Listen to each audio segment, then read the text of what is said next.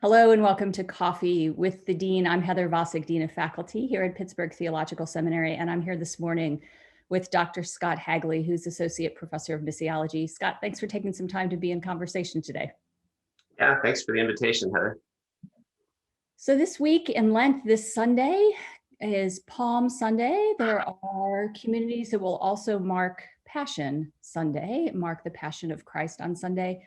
And it is one of the texts assigned for the Passion readings that we're going to talk about today. We're going to talk about Philippians 2, chapter 2, verses 5 through 11. I wonder if you might start by talking generally about themes that are in that passage that might be places that folks might be thinking about as they are studying for the week, teaching, preaching. What jumps out for you in this year's reading of that text? So, the Christ hymn is a very famous, kind of beloved text in Philippians, but it's set up by Paul describing to the Philippians a way of life for their community. Don't think of yourself more highly than you ought. Think of yourself with humility. Think of the needs and the concerns of others. It's this whole sort of setup to the Christ hymn. And so when I think of this text about the ministry of Jesus among us, I actually like to start before 2:5 and start at 1:27, where Paul tells the Philippians that they should live a life worthy of the gospel of Christ. And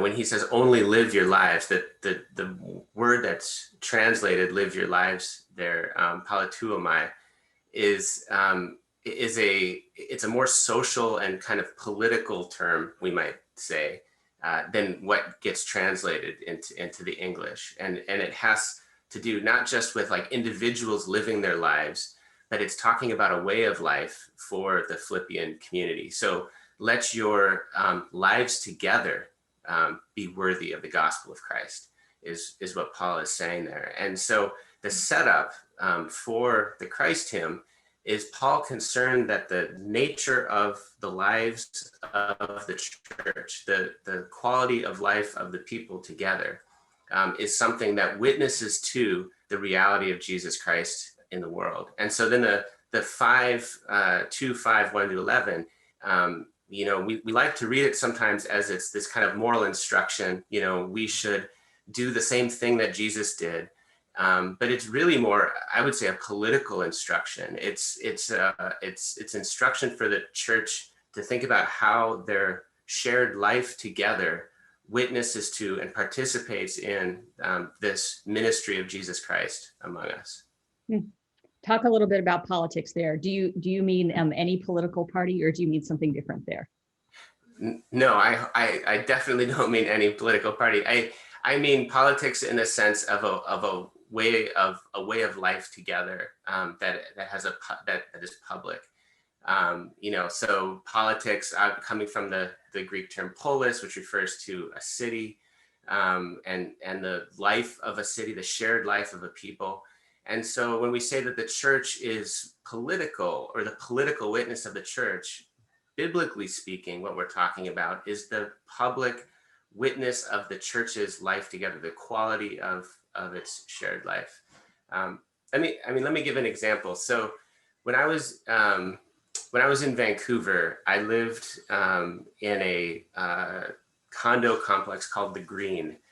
And if anyone has been to Vancouver, they know that there's new developments happening all over the city all the time, and they all have these really aspirational names like Eden and The Green and things like that. And you go and you look at the advertisements for these new condos, and it's high density living with lots of green space and lots of shared, space for barbecues and kids to play together. And all the advertising shows, people having a great time, strangers connecting. And it's this kind of promise of a sort of political life, the promise of the life of the city, of shared, people meeting one another's needs, and and community and communion, and it's all going to happen because the developer has our best interests in mind.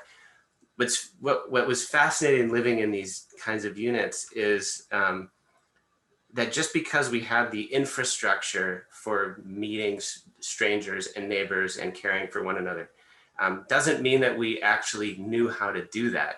And so life in these condos for many people was very lonely, because you would see a stranger down the hall, and before you walk by their door, they are fumbling with the key as fast as they can to get in so they don't have to talk to you.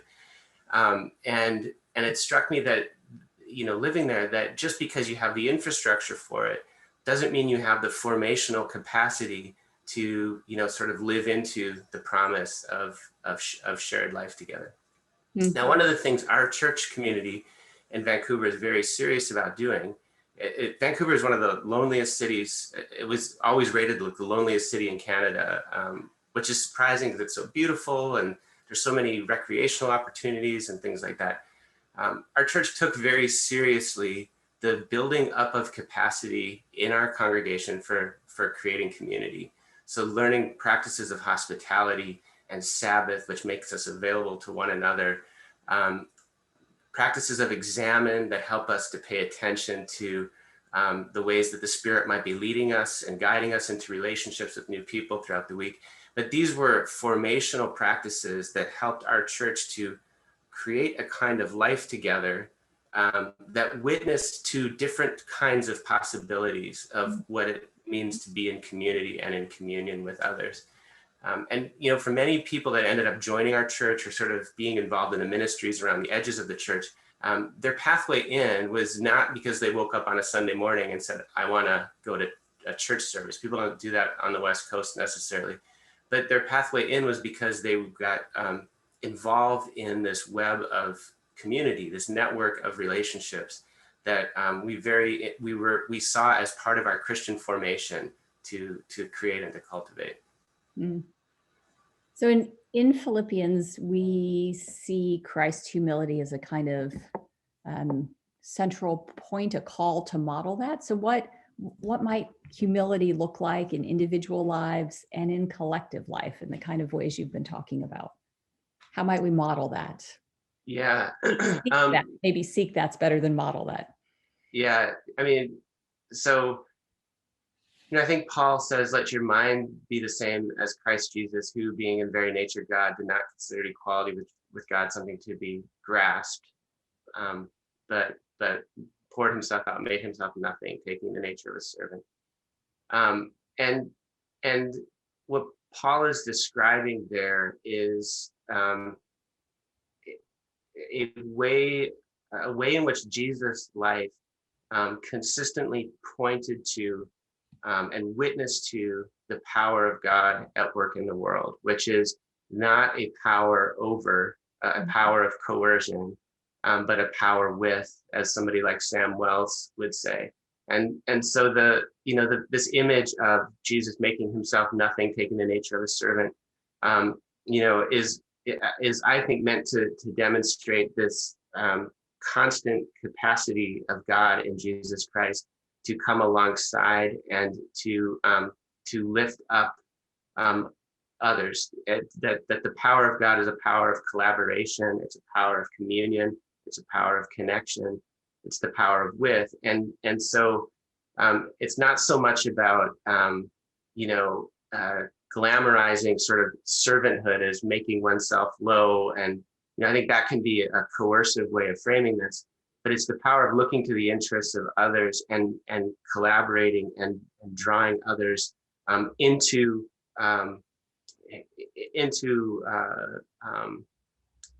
shared space. Jesus takes the nature of a servant in order to lift us into this space that he has with God. That being in a nature, God makes himself a servant to lift up humanity into this space of communion with God.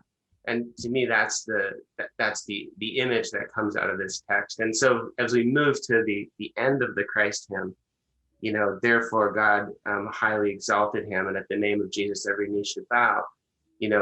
There's this promise of disclosure that at some time, in God's time, there will this way of God will be revealed, to all. And so the church in its participation in the life of Christ is gives itself up, lives in a way, lives with our neighbors, lives for and with, those that God sends us to, as a way of anticipating and hoping toward and witnessing to the power of God in the world, which is to reconcile people to one another, and to lift up what has been brought low. So if you were going to preach this passage this Sunday, where might you head?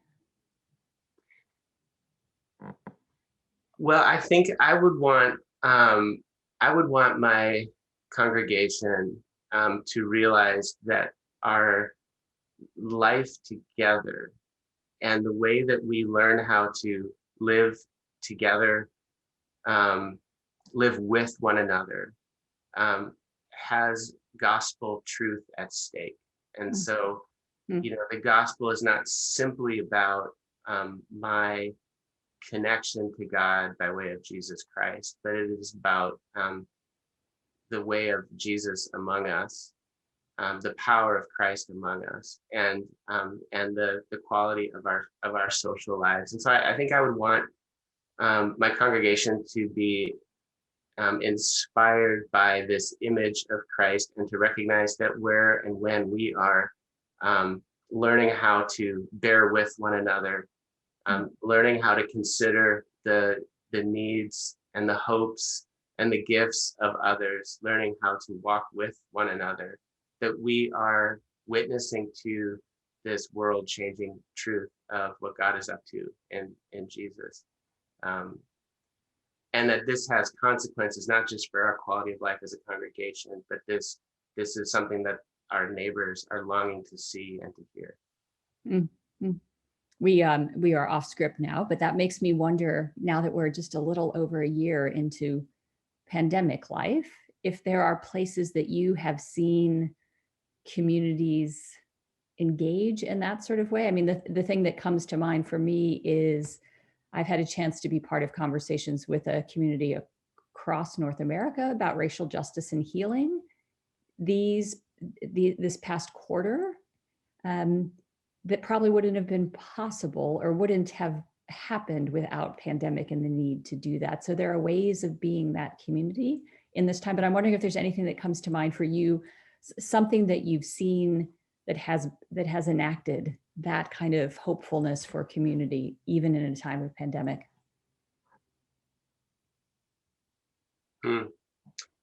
So in our church planting certificate cohort that just ended in the middle of the pandemic, we have a final project, an integrative project that our students are supposed to do. And, our students in our church planting certificate are often, planting churches, or they're pastors and congregations that are thinking about starting new kinds of ministries that might engage their neighborhood. And, several of the student projects started out at the beginning of the pandemic saying, I'm hoping to, do this thing with my, with this ministry in my community or whatever. And then suddenly the pandemic hits. And in one case, one of our students was, actually two of our students in slightly different arrangements, were suddenly struck by the fact that there were people in their neighborhood that were not able to get food, because the traditional sort of food delivery networks all shut down, particularly early in the pandemic. And in both cases, these students were able to draw upon the existing kind of networks in the church and then in connection with other churches to meet this basic need of providing food. But what I thought was so inspiring in both cases is the desire of these leaders to create, to not just meet needs, but to create community, led them to very quickly decenter the church in the food delivery, and to recognize that those that needed food and those that were delivering food both had a desire for connection, and to give responsibilities to the communities receiving food to sort of care for one another, and to have ownership of the distribution of it and things like that. And so in pandemic, masks and all that kind of stuff, on the streets of Baltimore and also in Philadelphia, there are these two examples of people not just sort of meeting needs, but there being a space for mutual care, for prayer for one another, and for sort of coming together in this really strange time, and developing new spaces for connection. That would be, I think that would be one example. I think another example is in my home church, especially early in the pandemic. We didn't know what to do with Sunday services, and so we started doing a Sunday morning just check-in over Zoom, and we would just do a basic examine question. Where have you felt, where have you sensed the presence of God? Where have you sensed the absence of God in the last week? And just let people share, and then held silence for 30 seconds to pray, to kind of pray for one another, and then went to the next person. And it struck me that at this time, it was a deeply humanizing practice that drew us into connection with people in our congregation that we never probably would have normally talked with. We would have talked with them, but like not people we hang out with. And suddenly we felt like we were connected across space and time, even though we couldn't be in one another's homes or things like that. And that strikes me as a practice of the church that makes for human connection and makes for community in really powerful ways. That I think the pandemic, we had a tool to do something by way of the Christian tradition that I think was needed at that time. And I'd love to see ways of connecting that to neighbors and neighborhood, but that was sort of more internally in the church. Yeah, that's great. I hear in both of those, I'm thinking about the resonance of humility from the Philippians text in both of those, and a kind of openness to the spaces that were created, made available, whichever that is. Mm-hmm. Well, Scott Hagley, thank you for being in conversation today with Coffee with the Dean. It's good to chat, even in boxes from afar. Thanks for taking time. Yeah, thanks, Heather.